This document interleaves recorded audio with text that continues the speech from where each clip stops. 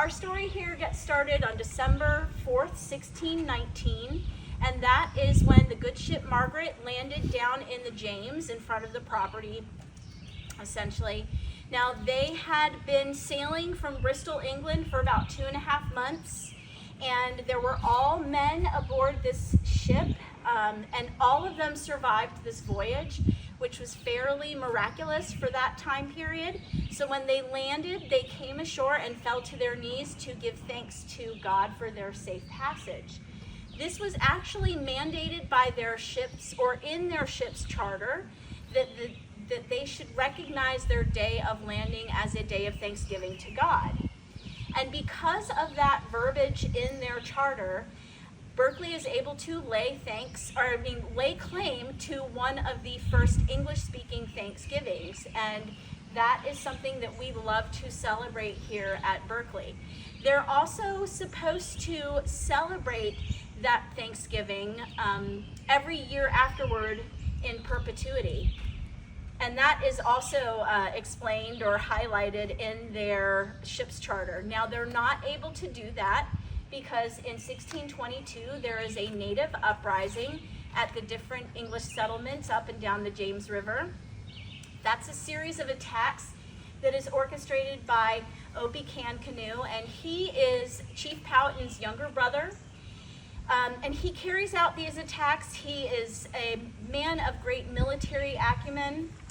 And throughout those attacks, approximately a third of the English colonists die. And here at Berkeley, we do have casualties. So the survivors, the English survivors, they pack their belongings up and they move to Jamestown for safety in numbers, okay? That essentially leaves this property empty for the next several decades, although it does change hands between different family groups. But nobody settles it the way that the Harrisons do in the 1690s. So we're going to fast forward from 1620s to the 1690s. By then, in the colony here, chattel slavery is already running rampant, and many of the first families in Virginia are responsible for that. The Harrisons are no different. They have a huge role to play in the Atlantic slave trade. And at this time, the Harrisons, Benjamin Harrison III, is living across the river in Surrey County. And the Harrisons, they are primarily of Danish descent, but they are primarily boat builders. And they are also growing tobacco over in Surrey County. They are exporting this tobacco back to England and Scotland. They are building a fortune that way, as well as with the slave trade. And he knew that this property was available for purchase. The land grant was for 8,000 acres. So he purchases it, moves his entire operation, his family over here.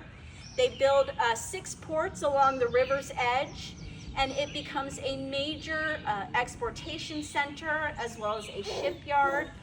They call it Harrison's Landing, and it is the first successful commercial shipyard in the New World in 1695. So that brings us up to about the 1700s. This big main plantation house was not even built yet for another 20 years. We believe that the Harrison family lived in a much more simple wooden frame style house that would have been on the southeastern end of this property. But that's really all we know about their original home site because it's not been excavated, okay? So now the original dependencies, there are 2 original dependencies that are still standing on the property. One of them is behind me, the other one is on the opposite side of the manor house.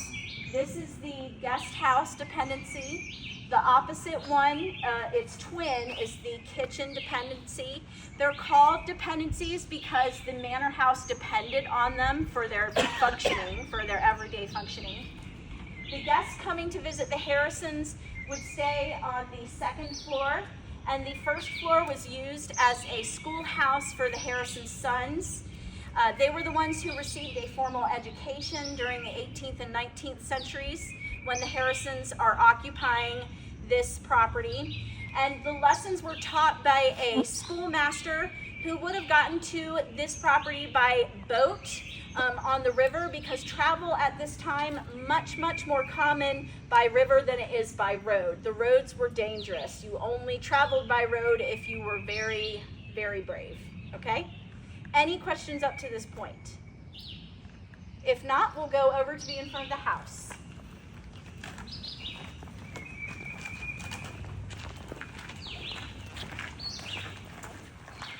So let's go around, because we're going to go inside in a minute, but I want you guys to see this tree, because the Harrisons are not the only victims of a lightning strike here. We get a little bit of folklore on our tour. Come around to this side. This is the oldest tree on our property. Yes, I've walked the property. We're not 8,000 acres anymore. We're just 1,000. Okay, but this tree, since we started keeping track, has been struck by lightning 5 times. And the last time it was struck was last July. A branch came down right there, but this is a tulip poplar. They get struck a lot, and that is because they have a very high water content. That makes them natural lightning rods. So don't ever plant one near your house. But so they get struck a lot. That is why it's hollow, completely hollow on the inside down to the ground. This tree, it's a miracle that it has lasted that long and that it just hasn't fallen completely over. But you would think also that it would be dead from all of those lightning strikes. It has new growth at the top and is doing just fine. So that is our lightning tree. I do like to tell people, sometimes I like to go, it takes a licking and keeps on ticking, and then I knock on it. One day I'm gonna knock on it and it's gonna go, so, but I love that part of our tour.